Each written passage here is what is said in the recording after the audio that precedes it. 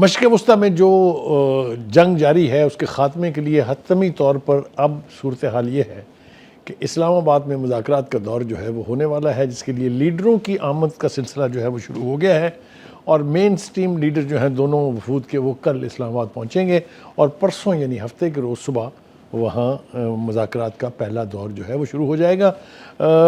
بہت بڑا ایونٹ ہے جو اسلام آباد میں ہو رہا ہے۔ میں سمجھتا ہوں کہ 1974 میں دوسری اسلامک سربراہی کانفرنس کے بعد یہ دوسرا بڑا ایونٹ ہونے جا رہا ہے جس پر پوری دنیا کا فوکس ہوگا۔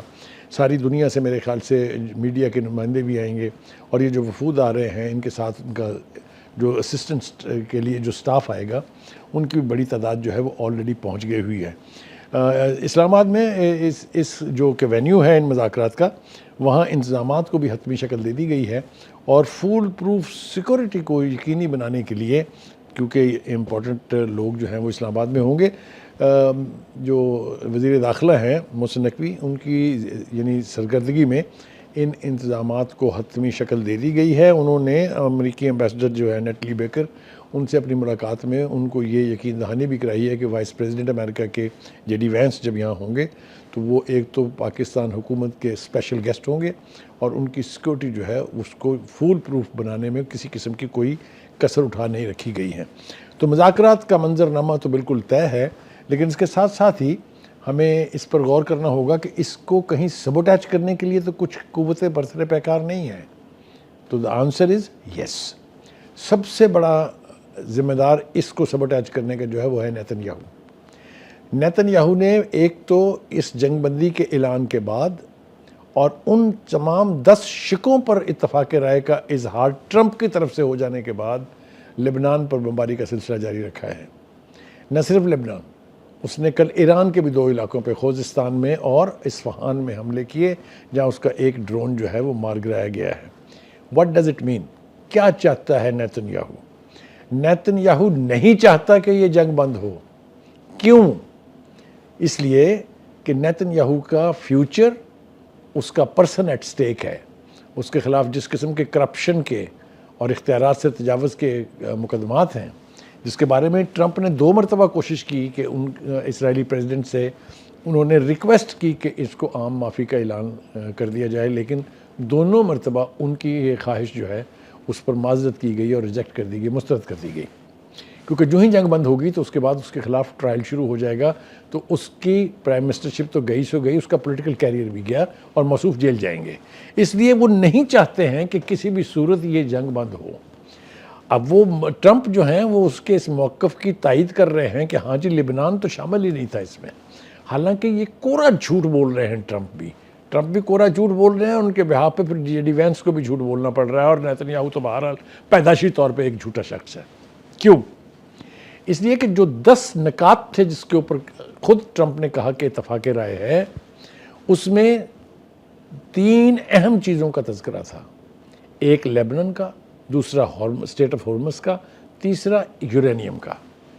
ان تینوں ہی چیزوں کے اوپر امریکہ اور اس کے ساتھ ساتھ اسرائیل جو ہے بیک اینڈ فورتھ ہو رہے ہیں۔ ایران کی طرف سے واضح طور پر یہ اعلان کر دیا گیا ہے کہ اگر ان میں سے کسی بھی ایک شق کو اس مذاکرات سے اٹھا کے باہر نکالا گیا تو ہمارے لیے مذاکرات میں شرکت کرنا اور اسے جاری رکھنا ممکن نہیں رہے گا۔ کیٹیگوریکل سٹیٹمنٹ ہے وہ، چاہے پارلیمنٹ کے اسپیکر ہیں چاہے ایرانین پریزیڈنٹ ہے، ان دونوں نے یہ کہا ہے کہ لبنان is an essential part of it.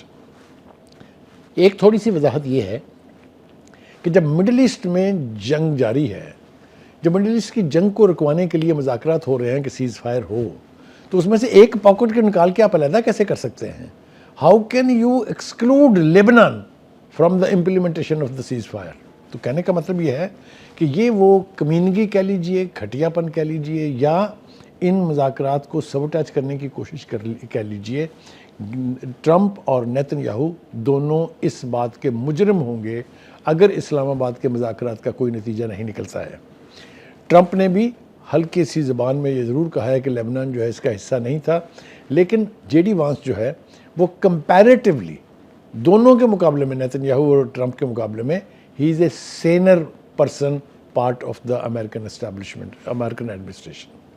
وہ وائس پریزیڈنٹ ہے، جیسا کہ ہم سن رہے ہیں کہ ریپبلکن اور ڈیموکریٹس کے کچھ جو کانگریس کے لوگ ہیں انہوں نے مل کے ایک قرارداد جو ہے وہ تیار کی ہے، جس کے نتیجے میں درخواست کی گئی ہے کہ یعنی پریزیڈنٹ ٹرمپ کو اس کے تمام اختیارات سے محروم کر دیا جائے، کیونکہ انہوں نے جنگ شروع کرنے سے پہلے کانگریس کی اجازت جو اسینشل ہے اکارڈنگ ٹو دا کانسٹیٹیوشن وہ لینا، وہ انہوں نے اجازت بھی وہ نہیں لی ہے۔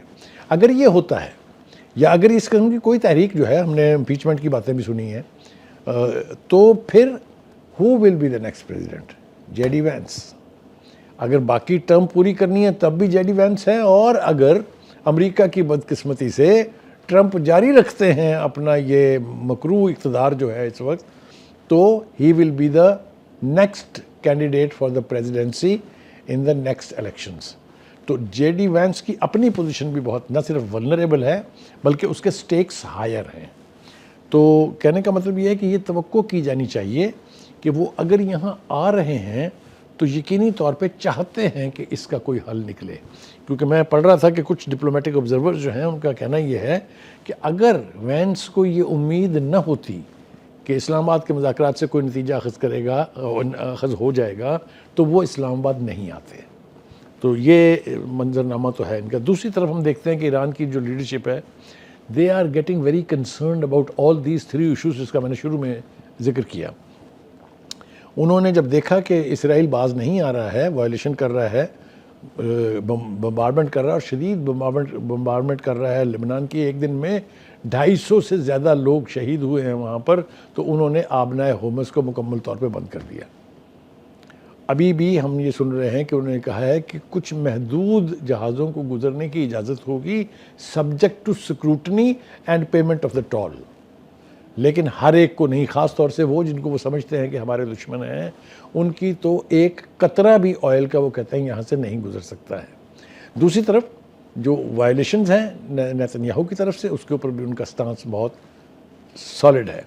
اور ایک اور سینسٹیو سبجیکٹ وہ ہے جو یہ بڑکیں ماری جا رہی ہیں نیتن یاہو کی طرف سے، پریزیڈنٹ ٹرمپ کی طرف سے، کہ ہم یورینیم یہاں سے لے جائیں گے اٹھا کے، وہ جہاں دفن ہے وہاں سے کھود کے اس کو لے جائیں گے۔ یہ غلط فہمی ان کی بہت پرانی ہے۔ یہ کوشش پہلی جنگ جو ہوئی تھی جون میں، اس میں بھی کی جا چکی ہے اور اب بھی کی جاتی ہے۔ اس جنگ میں اسے تباہ کرنے کی کوشش تھی، اور اب خواہش یہ ہے کہ ہم یہ پھل پڑا ہوا ہے ٹوکری میں سجا ہوا، یہ ہم لے جائیں گے اور مزے مزے سے کھائیں گے۔ ایسا کچھ نہیں ہے۔ ایران اس کے اوپر بہت سٹیڈ فاسٹ ہے۔ وہ یہ کہتے ہیں کہ ہم یورینیم کی افزودگی کم کرنے کے لیے تو آمادہ ہیں، اور ایک وقت میں تو انہوں نے یہاں تک کہا تھا کہ from 60% we are willing to bring it to 3.6%. I think that was an opportunity جہاں امریکنز کو چاہیے تھا کہ وہ اس کو گریب کرتے۔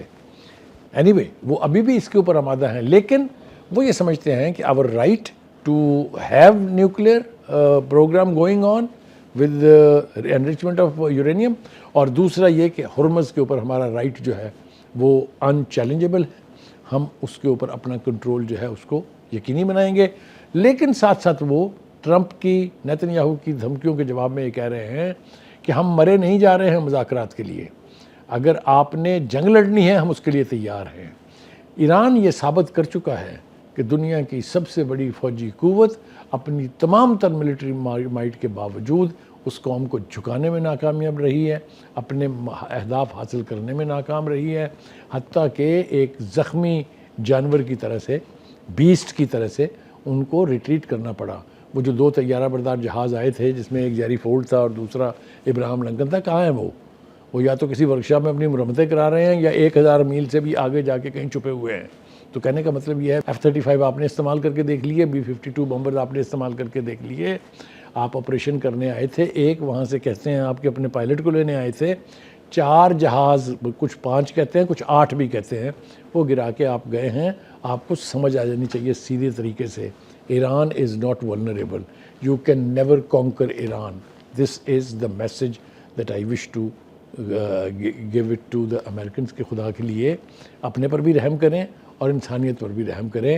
یہ جو جینوسائیڈ ہے مسلمانوں کا، اس کو بند کریں۔